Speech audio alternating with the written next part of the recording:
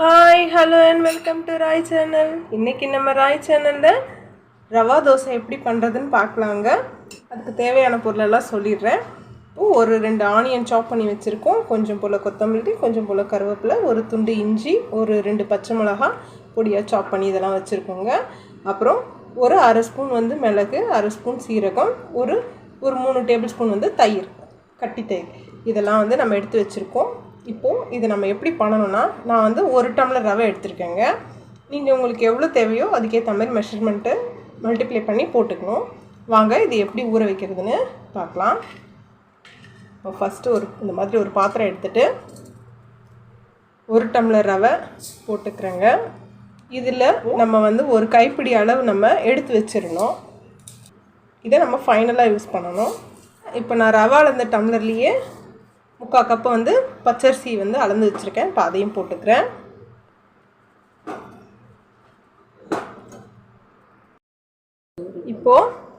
இப்போது அதே டம்ளரில் அரை டம்ளர் அளவுக்கு மைதா மாவு அளந்து வச்சுருக்கேன். அதையும் இதில் போட்டுக்கிறேன். இப்போது கோதுமை மாவு 3 டேபிள் ஸ்பூன் அளந்து வச்சுருக்கேங்க. இப்போ அதையும் இதில் சேர்த்துக்கிறேன்.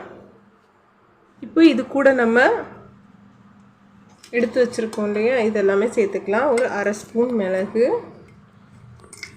அரை ஸ்பூன் சீரகம்,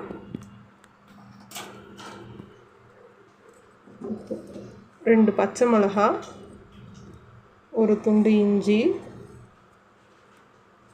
3 டேபிள் ஸ்பூன் அளவுக்கு தயிர் எடுத்துருக்கேன் இல்லையா, அதையும் போட்டுக்கிறேன். இப்போது கருவேப்பிலை, கொத்தமல்லி இப்போ இதெல்லாம் ஆட் பண்ணிக்கலாம். ஆனியன் மட்டும் இப்போ ஆட் பண்ண வேண்டாம், ஃபைனலாக ஆட் பண்ணிக்கலாம்.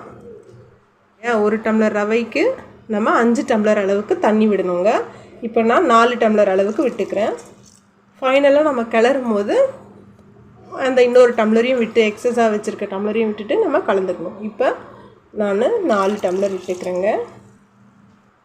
இப்போ இதுக்கு நான் உப்பு சேர்க்கலை, அதனால் இப்போ ஒரு அரை ஸ்பூன் உப்பு சேர்த்துக்கிறேன்.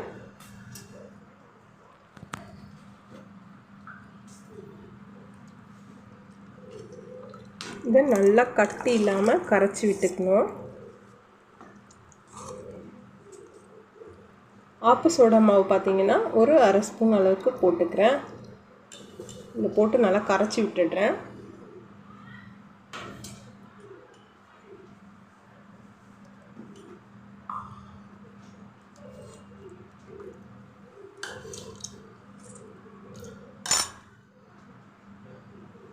ஒரு ஸ்பூன் அளவுக்கு சுகர் போட்டுக்கிறேன்.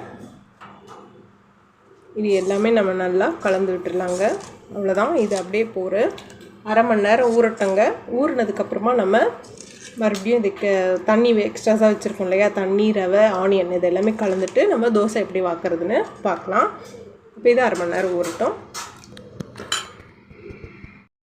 ரவா தோசை ஊறுற கேப்பில் நம்ம சட்னி அரைச்சிட்டு வந்துடலாங்க. அதுக்கு நான் ஒரு 3 தேங்காய் பத்தை, 3 பச்சை மிளகாய், ஒரு 6 முந்திரி பருப்பு, ஒரு 50 கிராம் அளவுக்கு உடச்சிக்கல இதை எடுத்திருக்கேன். இப்போ இதெல்லாம் சேர்த்து நம்ம அரைச்சிட்டு வந்துடலாம். பாருங்கள், இப்போ இது ஒரு அரை மணி நேரம் ஊறியாச்சு.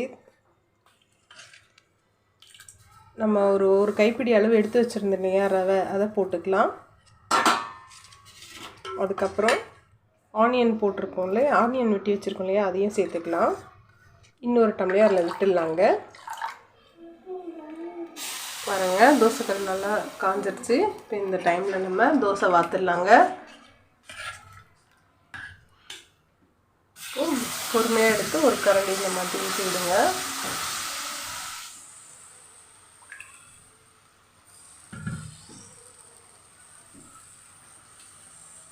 இது சுற்றினாப்பில் நம்ம நெய் விட்டுக்கலாம். இப்போ நான் ஒரு 2 ஸ்பூன் அளவுக்கு நெய் விட்டுக்கிறேன். நல்லா சிம்மில் வச்சுருங்க அடுப்பை. இது நல்லா முருகலாகணும். அதுக்கப்புறமா நம்ம திருப்பி போட்டுக்கலாம்.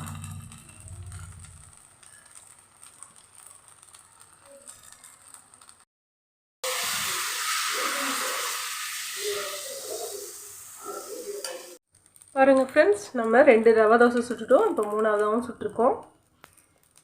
அவ்வளோதான் ஃப்ரெண்ட்ஸ், நம்மளோட ரவா தோசை ரெடி ஆயிடுச்சு. பாருங்கள் எவ்வளோ முருகலாக இருக்குது, சூப்பராக வந்திருக்கு பார்த்தீங்களா?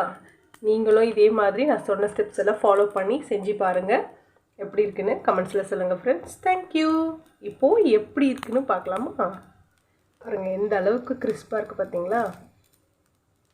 நீங்களும் செஞ்சு பாருங்கள், எப்படி இருக்குன்னு கமெண்ட்ஸில் சொல்லுங்கள். தேங்க்யூ.